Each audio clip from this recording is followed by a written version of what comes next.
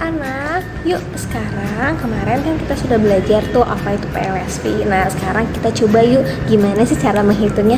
Stay tune ya. Menyelesaikan persamaan dari satu variabel. Nah, jadi di awal kita harus pahami untuk menyelesaikan persamaan itu kita bayangkan adalah sebagai sebuah neraca dua lengan. Jadi kiri dan kanan itu harus sama, harus seimbang. Nah, persamaan juga sama.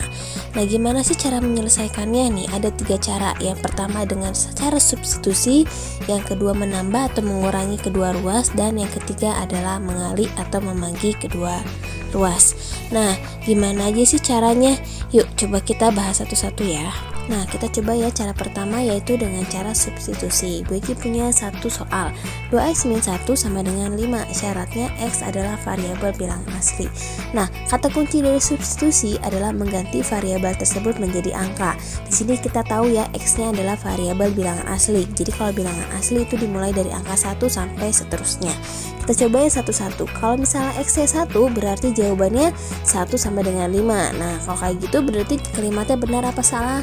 Salah. Kalau misalnya x-nya 2, kalimatnya salah juga. Nah, kalau 3, jawabannya benar. Nah, berarti kesimpulannya adalah x sama dengan. Kemudian kita cobain soal yang kedua. Y sama dengan min 4 merupakan persamaan 8 min 3y sama dengan 6. Nah, kalau di sini kan kita udah tahu ya y-nya berapa. Nah, kita tinggal masukin aja ya.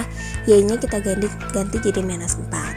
8 dikurangi 3 dikali minus 4 sama dengan 6. Minus yang dikali itu kita kerjakan duluan. Jadi 8 tambah 12 sama dengan 6. Kalau kita totalin 8 tambah 12 sama dengan 20. 20 itu sama dengan 6. Betul apa salah? Ya, salah itu kalimat. Kemudian kita coba yang kedua, menambah atau mengurangi kedua ruas. Nah, ini kata kuncinya adalah kalau misalnya yang kiri ditambah, yang kanan juga harus ditambah. Nah, terus jadikan variabel itu harus sendiri di satu ruas.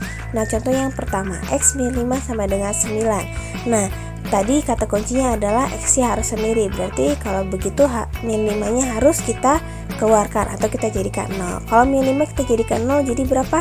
Ya, betul, ditambah 5. Nah, setelah itu tinggal kalian tambahin deh. Yang kiri ditambah 5, yang kanan juga tambah 5. Kemudian kalian hitung, ketemu deh x sama dengan 14. Jadi penyelesaian adalah x sama 14. Nah, kemudian contoh soal yang kedua. X tambah 7 sama dengan minus 8. Nah, kalau kayak gini, biar angka 7 jadi 0, harus dikurangi, betul. Yang kiri dikurangi 7, yang kanan juga dikurangi 7. Jadi ketemu deh x sama dengan minus 15. Bagaimana untuk pertambahan dan pengurangan, sudah pada mengerti? Oke, kalau begitu mari kita lanjutkan ke pengalian dan pembagian. Pengalian pembagian juga sama prinsipnya dengan nambah dan kurangin. Nah, contoh soalnya seperti ini ya. 5x sama dengan 15. Nah, gimana sih caranya biar x-nya sendiri? Jadi nggak ada angka 5-nya.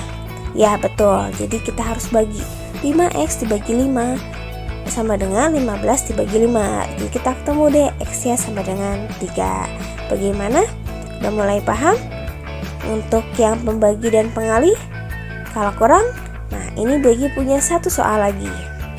Soal yang kedua adalah 1,5y dikurangi 4 sama dengan 11. Nah, kalau ini kita pakai 2 cara. Yang pertama adalah kita buat yang ada variabelnya itu di satu ruas secara sendiri.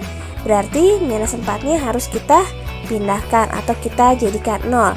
Kalau dijadikan 0 berarti kita tambahin 4. Akhirnya kita ketemu ya 1,5y sama dengan 11 ditambah 4 atau sama dengan 15. Nah, setelah itu kita jadikan y-nya sendiri. Y jadi sendiri berarti 1,5 dibagi dengan 15 yang hasilnya 10. Nah, jadi penyelesaiannya adalah y sama dengan 10.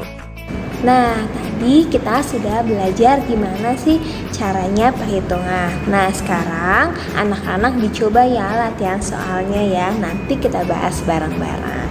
Semangat anak-anak!